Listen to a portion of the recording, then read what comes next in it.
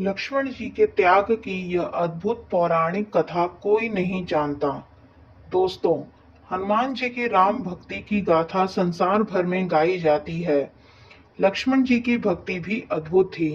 लक्ष्मण जी की कथा के बिना श्री राम कथा पूर्ण नहीं है। अगस्त्य मुनि अयोध्या आए और लंका युद्ध का प्रसंग छिड़ गया। भगवान श्री राम ने बताया कि उन्होंने कैसे रावण और कुंभकर्ण जैसे प्रचंड वीरों का वध किया और लक्ष्मण ने भी इंद्रजीत और अतिकाय जैसे शक्तिशाली असुरों को मारा। अगस्त्य मुनि बोले, श्री राम बेशक रावण और कुंभकर्ण भी प्रचंड वीर थे, लेकिन सबसे बड़ा वीर तो मेघनाथ ही था।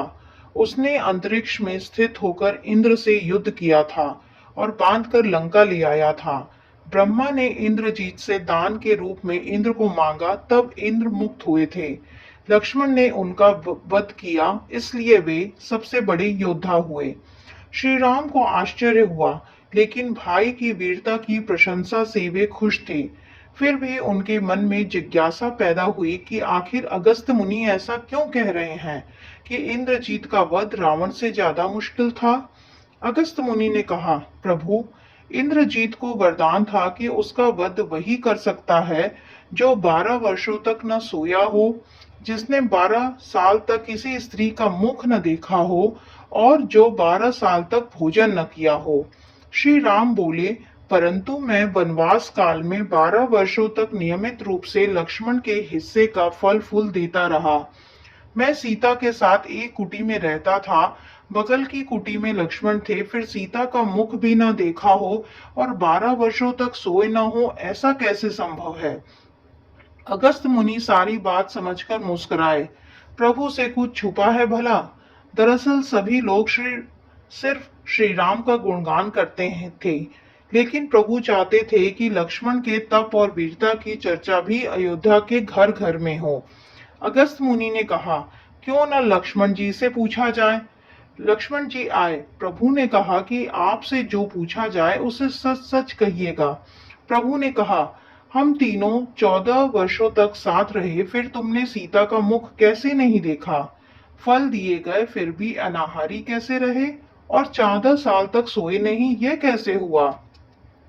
लक्ष्मण जी ने बताया, भैया, जब हम भाभी को तलाशते ऋष्यमुख पर्वत गए तो सुग्रीव ने हमें उनके आभूषण दिखाकर पहचानने को कहा। आपको स्मरण होगा कि मैं तो सिवाय उनके पैरों के नुपुर के कोई आभूषण नहीं पहचान पाया था, क्योंकि मैंने कभी भी उनके चरणों के ऊपर देखा ही नहीं। 14 वर्ष तक नहीं सोने के बारे में सुनिए।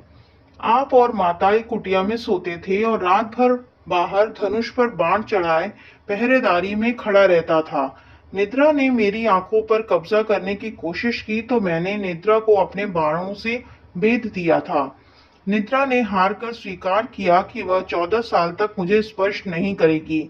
लेकिन जब श्री राम का अयोध्या में राज्यभिषेक हो रहा होगा और मैं उसके पीछे सेवक की तरह छत्र लिए खड़ा रहूंगा, तब वह मुझे घेरेगी।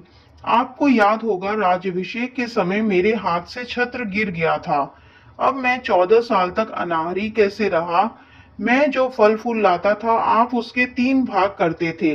एक भाग देखकर आप मुझसे कहते थे कि लक्ष्मण फल खा लो। आपने कभी फल खाने को नहीं कहा। फिर बिना आपकी आज्ञा के मैं फल कैसे खाता। मैंने उसे संभाल कर रख दिया।